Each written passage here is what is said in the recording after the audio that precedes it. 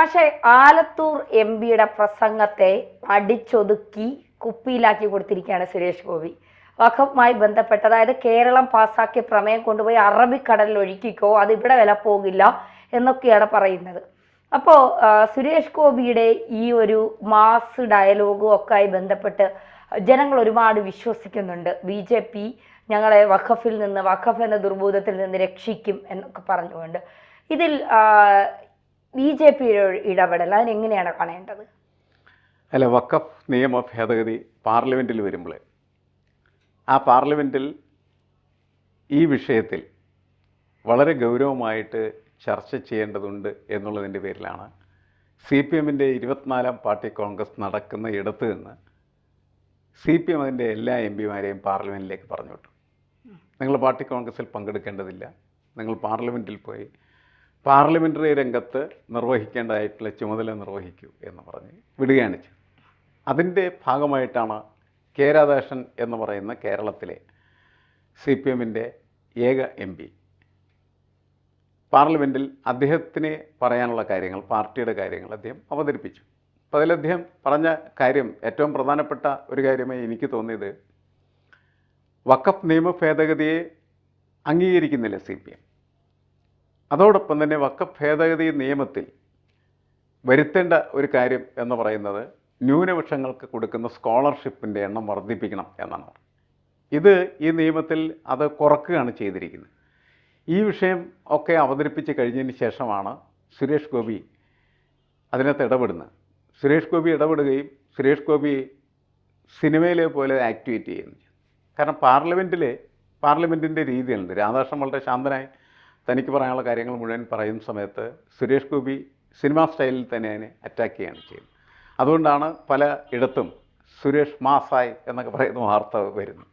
അപ്പോൾ അദ്ദേഹം അതിൻ്റെ അകത്ത് പറഞ്ഞ കാര്യം എന്താണെന്ന് വെച്ച് കഴിഞ്ഞാൽ, കേരള നിയമസഭ പാസ്സാക്കിയ പ്രമേയം അറബിക്കടലിൽ തള്ളും എന്നാണ് പറഞ്ഞത്. അങ്ങനെ പറയാൻ പാടില്ല.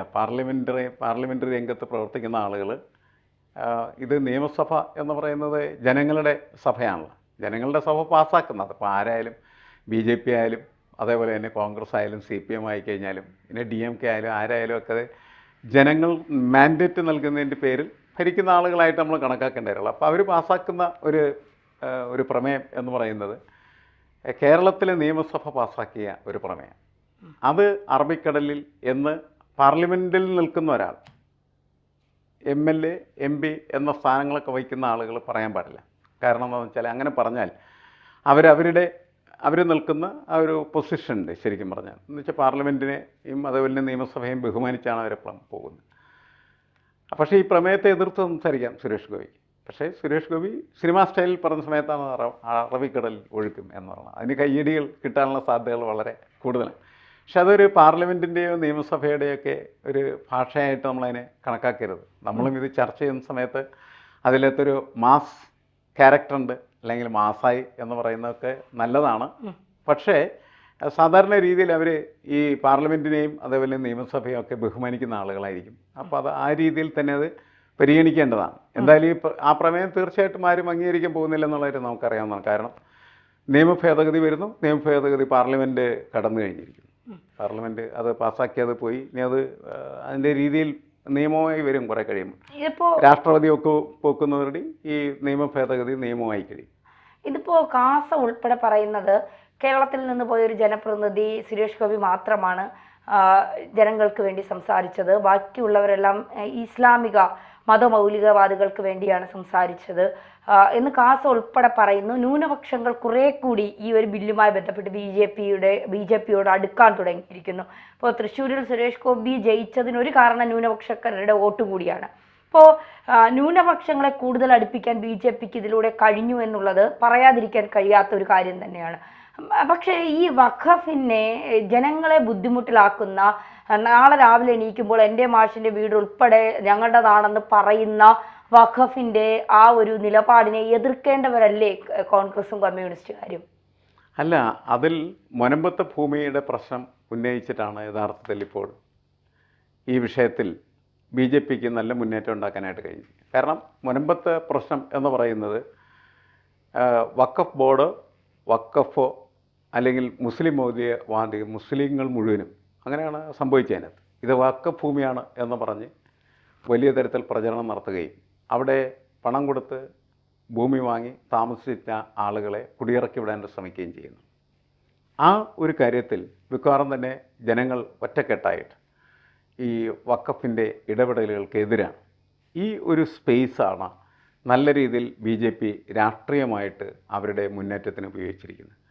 അങ്ങനെ മുന്നേറ്റത്തിന് ഉപയോഗിക്കുമ്പോൾ എന്താണ്, ക്രൈസ്തവരിലെ ഒരു ഭാഗം ആളുകൾ BJPയുടെ ഒപ്പം പോകാനായിട്ട് തയ്യാറായിട്ടുണ്ട്.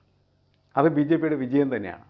അടുത്ത നിയമസഭാ തെരഞ്ഞെടുപ്പിൽ ഈ രീതിയിലുള്ള ഒരു വിഭജനം ക്രൈസ്തവർക്കൊക്കെ ഉണ്ടായിക്കഴിഞ്ഞാൽ അതിൻ്റെ ഗുണം എന്ന് പറയുന്നത് BJPക്കായിരിക്കും.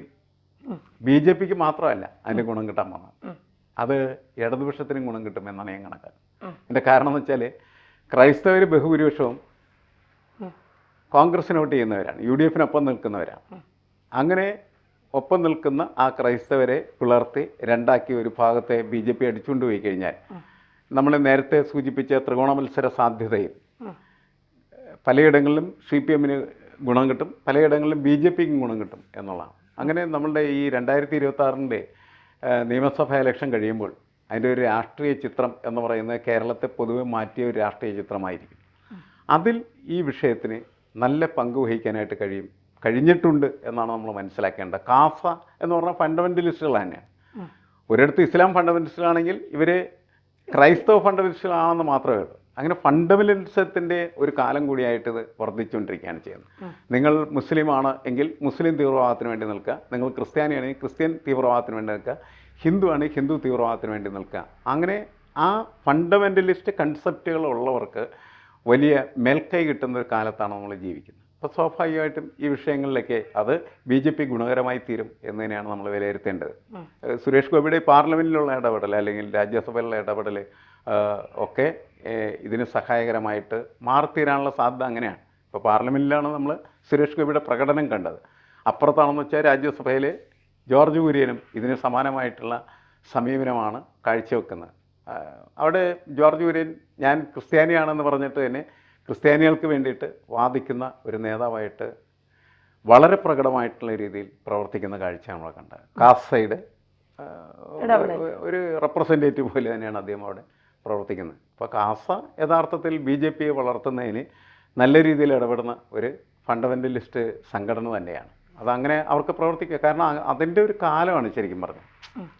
ആരാണ് കൂടുതൽ ഫണ്ടമെൻ്റലാകുന്നത് അവൻ്റെ കൂടെ ആളുകൾ നിൽക്കുകയും അവർ മുദ്രാവാക്യം വിളിക്കുകയും ശക്തി പ്രകടനം നടത്തുകയും ചെയ്യുന്ന ഒരു കാലത്താണ് നമ്മൾ ജീവിക്കുന്നത്. അതുകൊണ്ട് കാസയുടെ ശക്തി നമുക്ക് മനസ്സിലാക്കാനായിട്ട് കഴിയും. അപ്പുറത്ത് നമ്മളിപ്പോൾ ഈ മുനമ്പം ഭൂപ്രശ്നത്തിൽ എല്ലാ മുസ്ലിങ്ങളും ഒറ്റ അഭിപ്രായമല്ലേ പറഞ്ഞത്. അവരെന്താ പറഞ്ഞത്, ഇത് വഖഫിൻ്റെ ഭൂമിയാണെന്ന് പറഞ്ഞു. നമുക്കവിടെ ഒരു തരി മുസ്ലിമിനെ പോലും അത് ശരിയല്ലെന്ന് പറയാനായിട്ട് കിട്ടിയിരുന്നില്ല എന്നുള്ള കാര്യം മനസ്സിലാക്കുക. കാരണം അത്ര ശക്തമായിട്ടുള്ള രീതിയിൽ ഫണ്ടമെൻ്റലിസം അതിൻ്റെ അകത്ത് സ്വാധീനം ചെലുത്തിയിട്ടുണ്ട്. അതാണ് പ്രശ്നം. അതെല്ലാ മതങ്ങളിലും ഇത് വളരെ ശക്തി പ്രാപിച്ചുകൊണ്ടിരിക്കുകയാണ് ചെയ്യുന്നത്. അത് BJPക്ക് കേരളത്തിൽ കുറച്ചുകൂടി മെച്ചമുള്ള ഒരു രാഷ്ട്രീയ മൈലേജ് നൽകാൻ സഹായിക്കുന്നതെന്ന് തോന്നുന്നു.